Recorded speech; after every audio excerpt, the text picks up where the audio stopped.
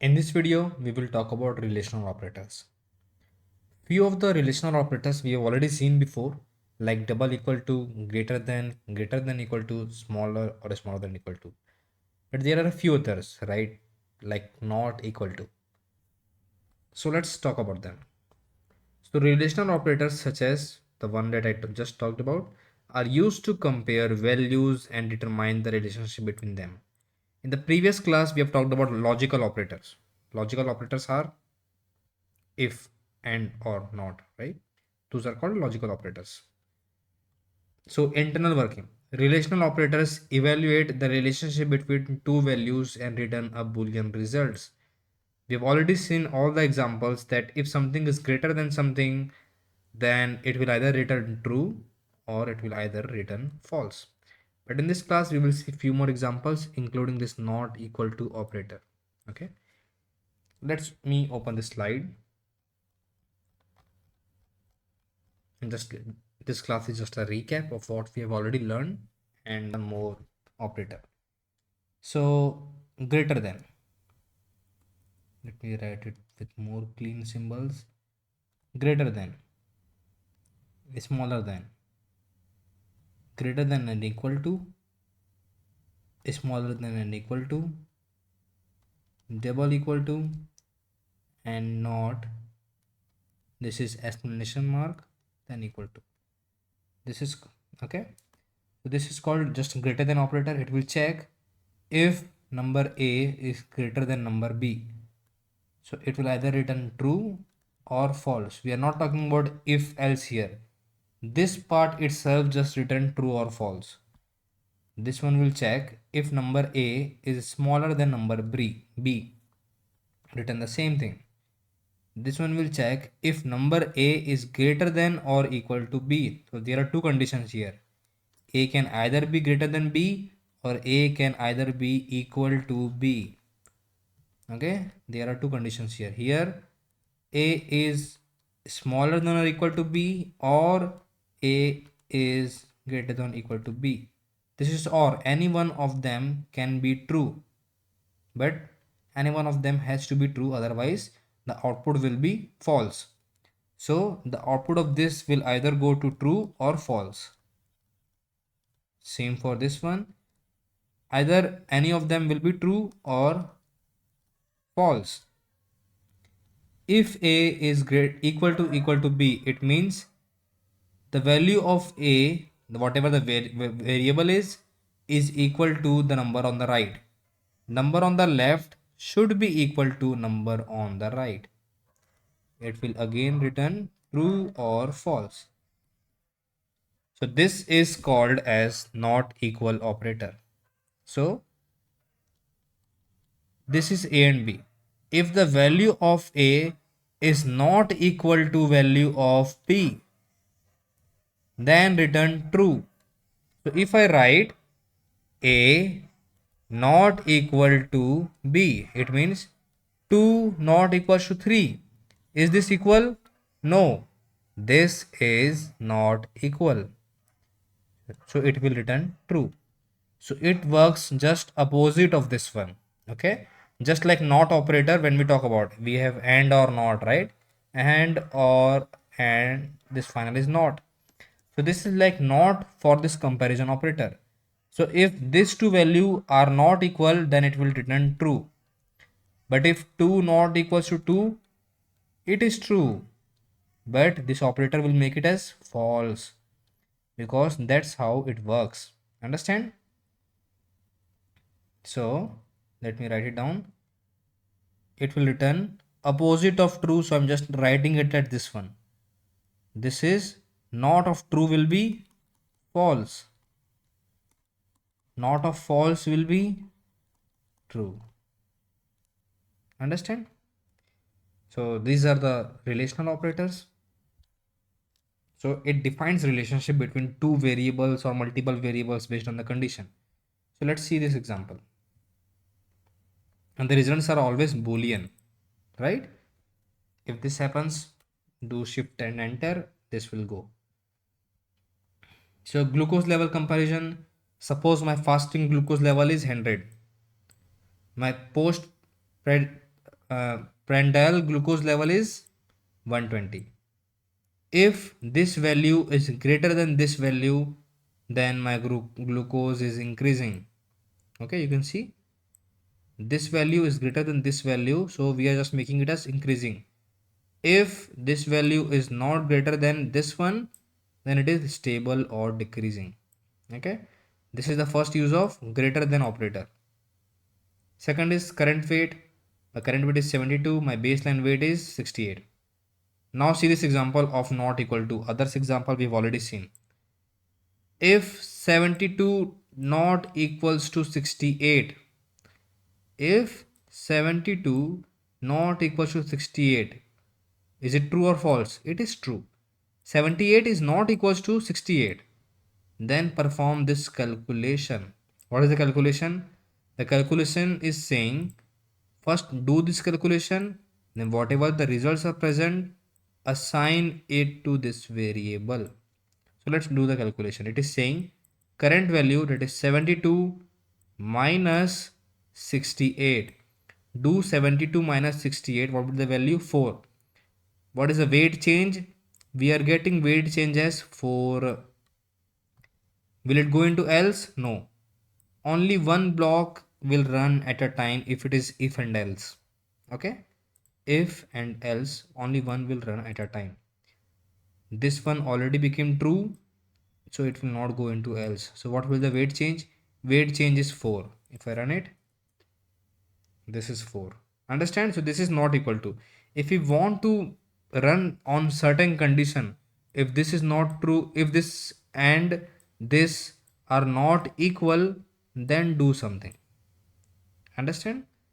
Then we use this relational operator, not equal to. This is called not equal to operator. Okay. Now the third example is blood pressure comparison. My systolic pressure is this, my diastolic pressure is this. We have already seen this one, but we are doing some calculation. If my systolic pressure is greater than diastolic pressure, then do this calculation. See, in the if block, I can write 1000 line of code also, because it will come under if block. Here I am doing just one line of calculation. So if block, else block, these blocks are very, very powerful. If we want certain condition to be true, we can write a whole program, 1000 lines, 2000 lines of code here as well. Okay, so here we are only doing one line calculation. If this is true, then perform this calculation. So for my pulse pressure, I'm calculating here. My pulse pressure is 20. So it will not go into else because this is true. 200 is greater than 180. Yes, subtract it. Pulse pressure will be 200 minus 180 equals to 20. This will be 20. Okay, if I do shift enter, it will run. Or I can just click on play button. This is not play, this is called run here. But I'm just on your basic terminology that you know that this is play. Okay. Finally, not final, we have two more. That is, fourth is age related comparison. If patient age is 89, not if, we are making patient age as 89. What is the average population age? 72. So we are checking, is patient age is smaller than average population? No. 89 is not smaller than average population. Will it go into this block? No, it will not go inside if. Is there any elif? No, there is no elif. So it will go into by default, that is else. If nothing will run, else will run. So what is the else? Else saying we are storing this string that equal or older than average. So we are saying that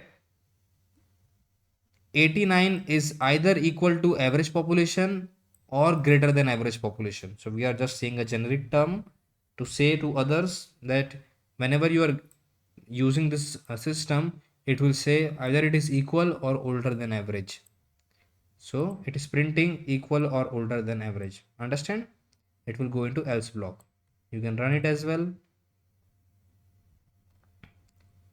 Jupyter notebook, the one notebook we are using, this is called notebook, right? This cells and other things, it stores, it saves this value. That's why you are able to see from my previous runs. Okay. Medication effectiveness. My post medication BP is 120. My pre-medication, it means before medication, it was 155. Now let's check some effectiveness. If my post-medication BP is smaller than pre-medication BP, it means if after medication my BP, this is what is after medication, 120, and before medication my BP was 155. So we are just checking was it effective or not. So if post is smaller than pre, then it means it is effective, else it is ineffective. So this is just a very simple programs. We are just giving instruction, store it, do calculation with via logical operator. These are logical operators, these are relational operators. We are storing the value and we are doing it. But we can use combination of it. We can check BP, then whatever else is required we can check internally. We can create nested if also. Let me show you how to create nested if. So let me create one dummy, then I will delete it because I don't want to be the in this code. So let's take this fruit. Let me just make, let's store fruit equals to apple. Okay, why this is showing yellow? Because I need to store as a string. Okay, fruit is apple. So our objective is, if fruit is equal to apple, then, okay, then what I want is, I want to print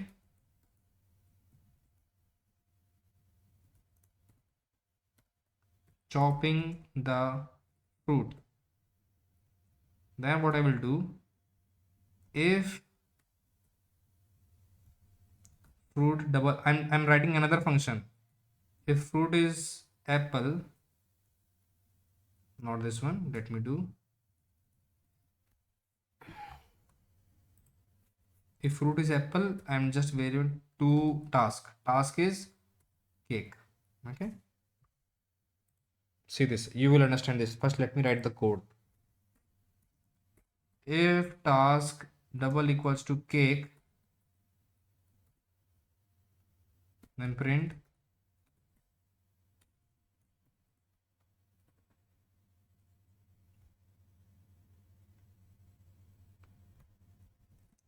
dry the fruit,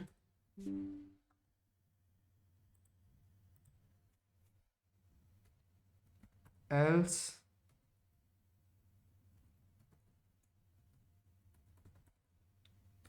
serve the fruit,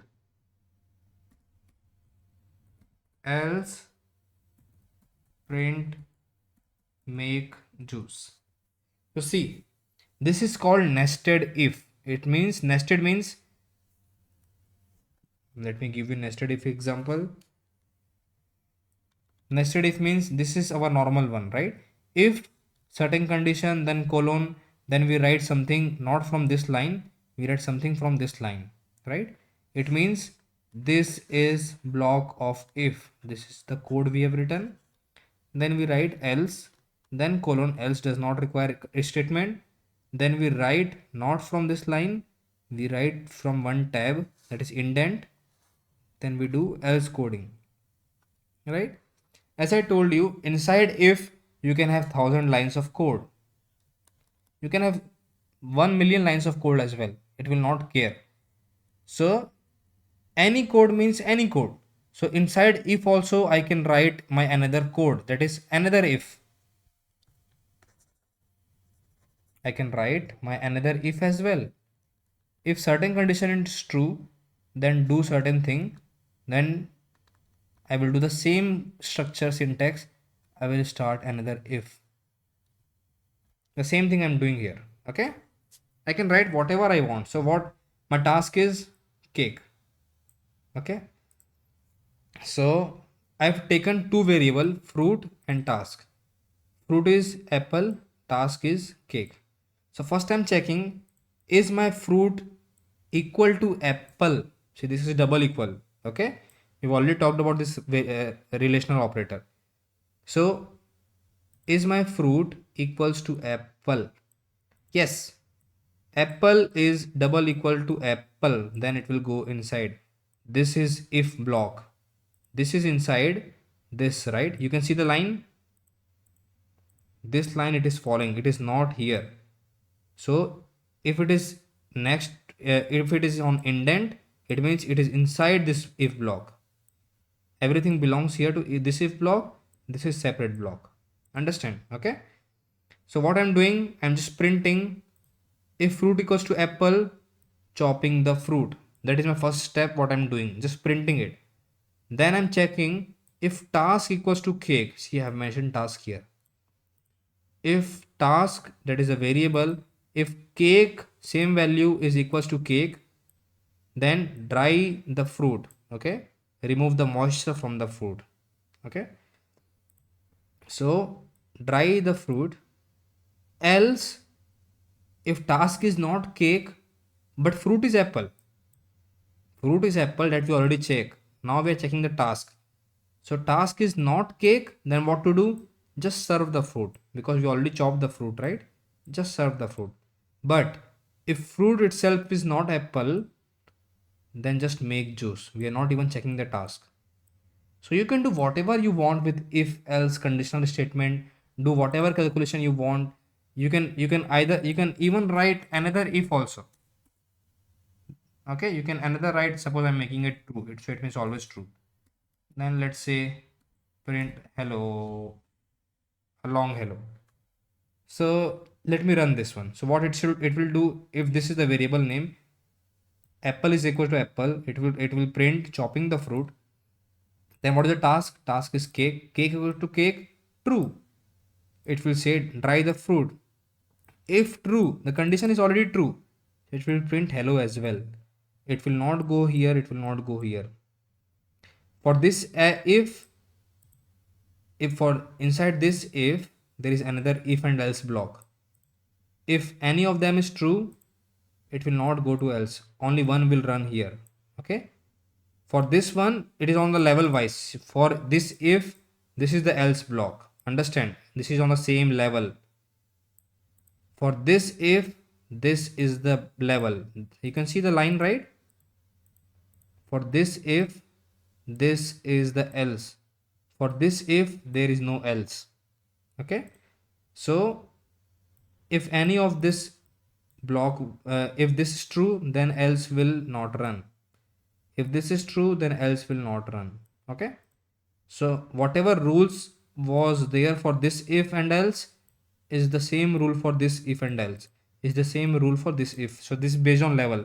You can suppose say this is level 0, this is level 1, this is level 2, and till whatever, how many levels you have. For you can have n number of levels. Okay, so let's see, it will print chopping the fruit, dry the fruit, hello.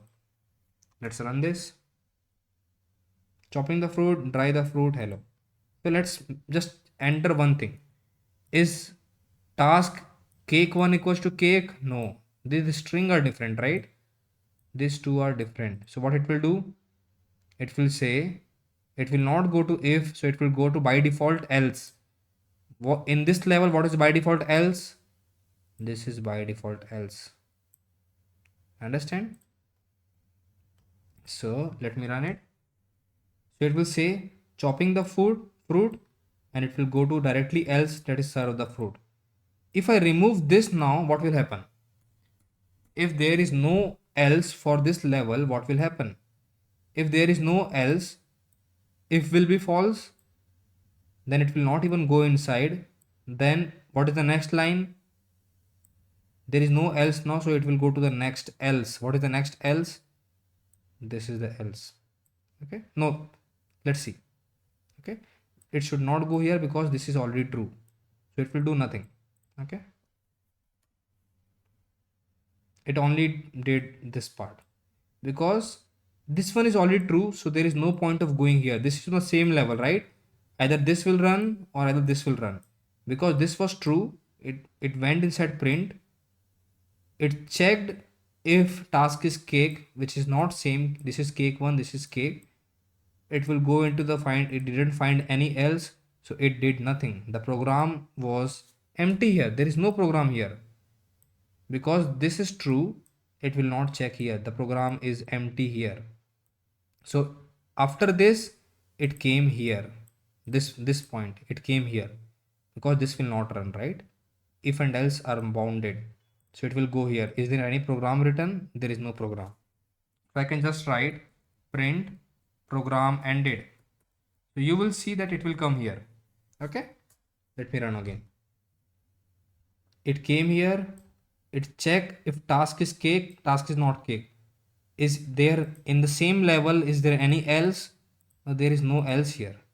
In the same level, there is no else. Will this run? No, because this is already been executed. This is already true. So else will not run. So let's go to the next thing. What is the next thing? Print. Program ended. So it did print program ended. Understand? So let me save this one. This is a good example of nested if and else. You can do multiple nest whatever you want. So what is the use case of relational operator? Relational operators are essential for making comparison of healthcare in healthcare data, aiding in trend. Okay.